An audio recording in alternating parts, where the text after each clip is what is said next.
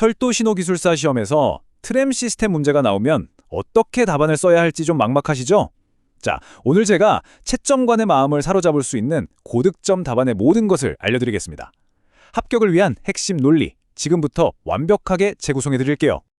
본격적인 시작에 앞서서 이 문장 하나는 머릿속에 딱 새겨두고 가시죠. 트램은 도로 위를 달리는 철도다. 그렇기 때문에 신호, 교통, 차량, 보행이 전부 하나의 통합된 시스템으로 움직여야 한다. 이게 바로 여러분 답안 전체를 관통해야 할 핵심 철학입니다.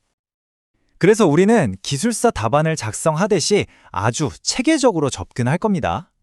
첫째, 트램이 대체 뭐냐? 그 정의부터 확실하게 잡고, 둘째, 트램의 심장과도 같은 핵심 기술과 특수 설비는 뭔지 분석하고요. 셋째, 이 모든 걸 안전이라는 큰 틀로 묶어낸 다음에 마지막으로 기술사다운 통찰이 담긴 결론으로 완벽하게 마무리 짓겠습니다. 자, 첫 번째 파트입니다. 모든 분석의 출발점이죠. 트램이란 무엇인가? 이 질문에 그냥 도로를 달리는 전차라고 답하면 점수를 잘 받기 어렵습니다. 고득점 답안은 이렇게 시작해야 해요.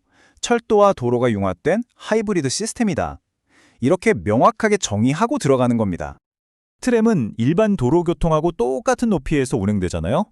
여기서 가장 중요한 키워드는 바로 상호 간섭입니다. 차량, 신호, 보행자와 끊임없이 얽히고 설킬 수밖에 없다는 점. 이게 바로 트램의 숙명이고 우리가 앞으로 다룰 모든 기술과 안전 요구사항의 근본적인 이유가 되는 거죠.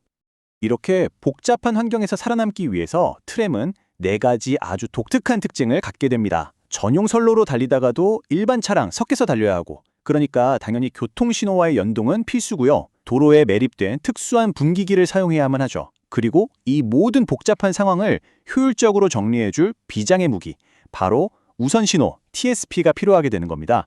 다 연결돼 있죠? 자, 이제 트램 시스템의 심장부로 한번 들어가 보겠습니다.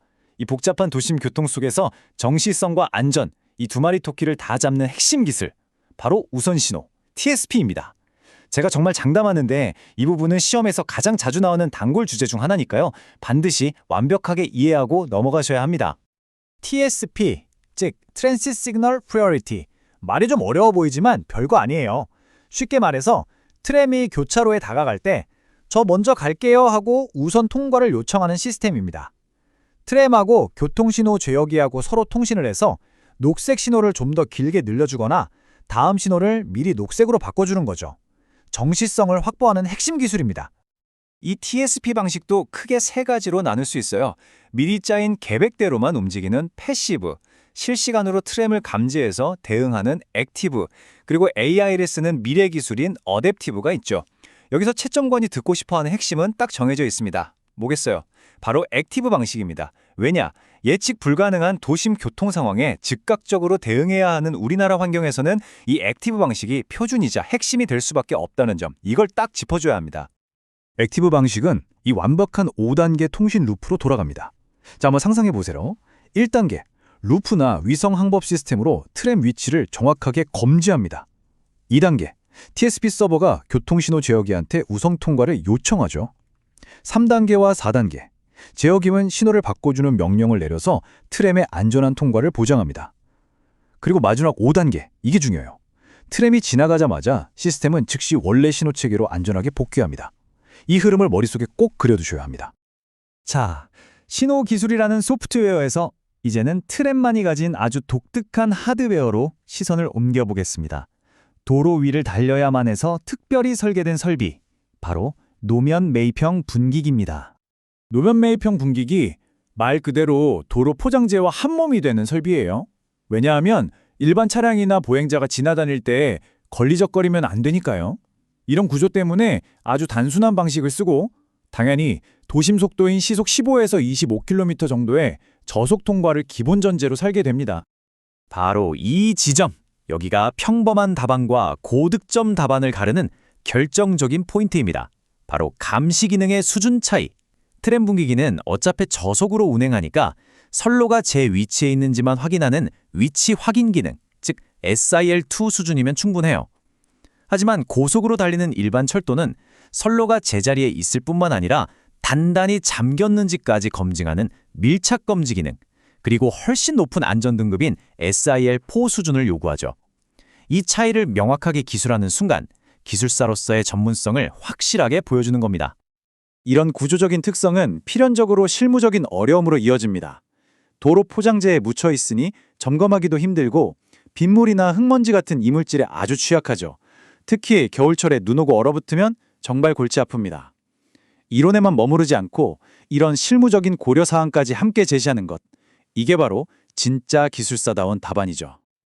자, 지금까지 개별 기술이라는 나무를 봤다면 이제는 숲을 볼 차례입니다. 이 모든 기술들을 통합하는 더 큰 개념, 바로 종합적인 안전 프레임워크입니다. 대중교통인 트램이 절대 타협할 수 없는 5대 핵심 안전 원칙을 살펴보겠습니다.